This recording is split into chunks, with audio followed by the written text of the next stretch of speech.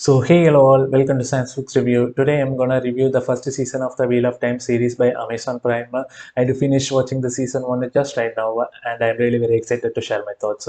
So before getting into the video, I want to let you know that I don't have any idea on the VFX or the cinematography or the actor's performance. I do care only about the plot. So in order to understand my review in this video, you must have read the Eye of the World book by now. For those who haven't read the Eye of the World book, I want to give you the quick review that you may hate this season 1 and you may feel it is a waste of time. But I would still urge you to continue watching the series because there are a lot of good contents are going to be there in the upcoming seasons. Um, and because I have already read till the seventh book of the Wheel of Time series by now, and I can able to notice those things. Stay patient and watch the series. You will be amazed at the very end. So those who have already read the Eye of the World book, you can continue watching this video. First of all, I want to start off with all the positive things which I can able to get from the series. The first thing is they didn't give the importance to Rand. In the Eye of the World book, nearly 90% of the POV characters have been explained through him. So it is really very boring to read the whole chapters in Rand's point of view. Here we can be able to get the importance of all the other characters. The noticeable one is Lan Mandragon. His character is super rocked in the season 1 and his relationship with Moraine and Nine is been explained really very well. And we can able to get the POV from Nynaeve and the Lan, and we can able to understand the relationship in the series. In the book, we can't able to get the POV chapters from them. So everything does happen outside the book, so we can't able to understand them. But here we can able to get the full picture, and I can able to love their love bonding.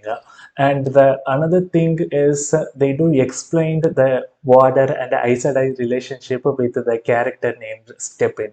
That is super cool because in the books it has been often repeated that whenever the Aes Sedai get killed, the water is would be in misery. But it has been repeated again and again without any action sequence to explain them. But here it has been explained through Stepin character. They have really done a very good job out there, and Moraine's importance in the series is somewhat really very good. They have given a lot of importance to her in the season 1, which is somewhat super cool. uh, he does seems to be the lady Gandalf, okay, and I super loved her character. And the final 4 episodes in the season is somewhat really very good.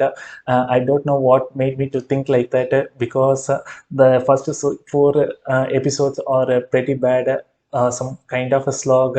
So maybe that would have elevated the final 4 episodes in the season. But I still believe the final four episodes are pretty good, and they have explained all the magical elements really very well. The side in and the side there and the way gate, everything has been explained pretty well. And I can able to notice that whenever I do pause the video on Amazon Prime, I can able to get the character summary on the top left corner of the video, which is somewhat a super cool element in the Prime Video. I can able to get all the character summary and the map details in the video. So yeah, everything is super cool. That is a good step by Prime Video on a whole. And yes, the those are all the positive things which I can able to mention here. And the negative things, the first thing which I can able to mention here is Matt's character. By the very end of the episode 6, Matt has decided to abandon all his friends in need to search of his dagger, right? He's not a character who does these stuffs. He's a character who always wants to run away from the responsibilities, but at the very end, he always managed to do all these stuffs. So it is super weird to know this character all doing all these things. I don't know whether the actors didn't cooperated with the crew. I have read in an article like that, but I don't know for sure.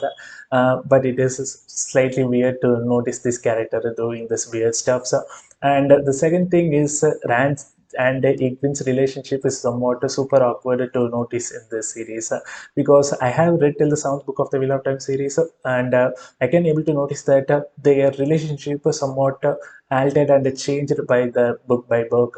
By the very end of the Dragon Reborn book, their relationship is somewhat brother and sisters, right? Seeing them lying together in the bed is somewhat slightly awkward to notice all those scenes.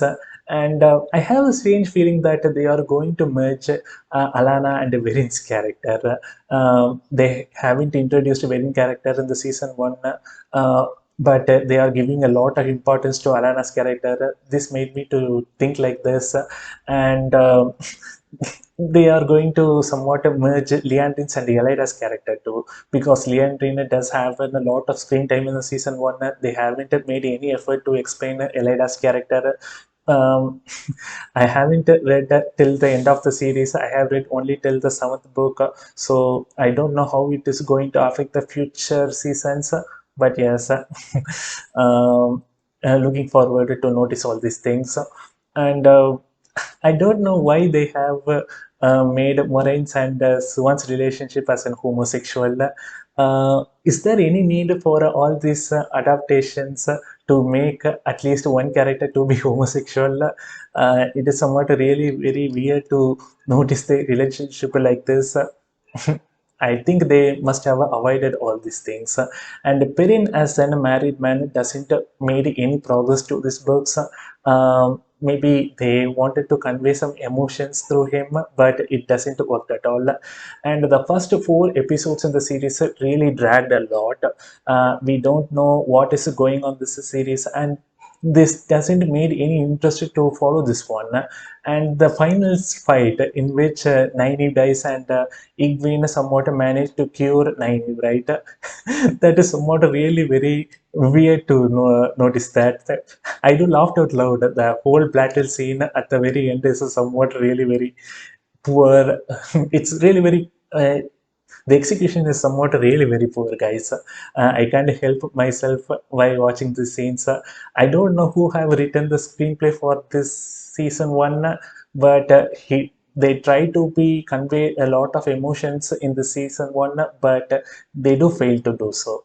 And the final segment, did they done a fair job? I do think so. Even though the first season of the Wheel of Time series is somewhat really very disappointing to the fans, I do think they have done a very decent job here, because the Eye of the World book doesn't done any progress to the plot or the characters. It has been solely about the world building, and a good 8 hour long series does in a need of a good plot, right? We can't be able to get that in the Eye of the World, so we fans got a need to be stay patient till the next season comes up.